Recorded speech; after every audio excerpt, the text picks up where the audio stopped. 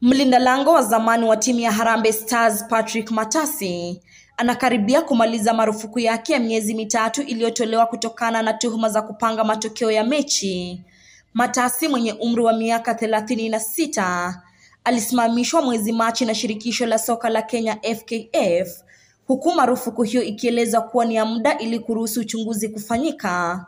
Hata hivyo, zikiwa zimesalia siku 9 pekee kabla ya marufuku hiyo kumalizika, FKF bado haijatoa taarifa yoyote rasmi kuhusu maendeleo ya uchunguzi huo. Ukimya huo umeibua maswali mengi kutoka kwa mashabiki wa soka, wadau na wanahabari, huku wengi wakitaka kufahamu hatima ya mchezaji huyo mkongwe. Katika mijadala mitandaoni na maoni ya mashabiki, baadhi wameeleza kwa matatizo ya upangaji wa matokeo huenda yanachochewa na hali ngumu inayowakabili wachezaji, malipo duni, kucheleweshwa kwa mishahara, pamoja na usimamizi duni katika baadhi ya vilabu vya soka. Vimetajwa kama vichocheo vya wachezaji kujihusisha na vitendo visivyo halali ili kujikimu kimaisha. The challenge kwa Kenyan football because inatokana na players kuchelewa kupata mishahara zao.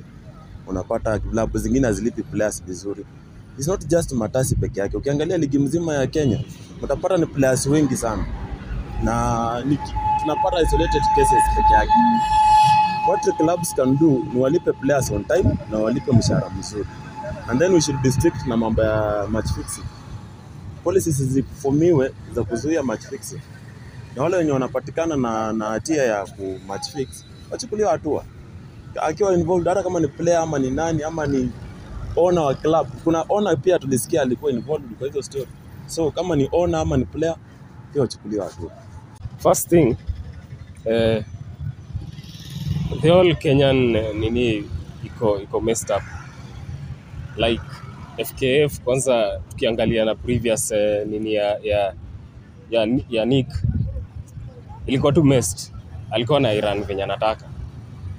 So ni at least tunaona nini mpya ime come up. So like tunafaa tu wape time tuone kama wanaweza fix hiyo mess yenye imekuwa ama hapana. So hiyo story ya Matasi na yenyewe anakaa guilty.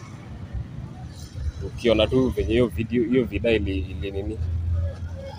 So ni policies tu zichange, alafu maybe tutaona better FKF na the whole football ya Kenya. Kadri muda unavyoyoyoma, mashabiki sasa wanasubiri uamuzi kutoka kwa FKF. Je, Matasi atasafishwa au atahitaji muda zaidi? Nikiripotia Safi ya Sport runinga ya Tandao, jina langu ni Florence Simiyu.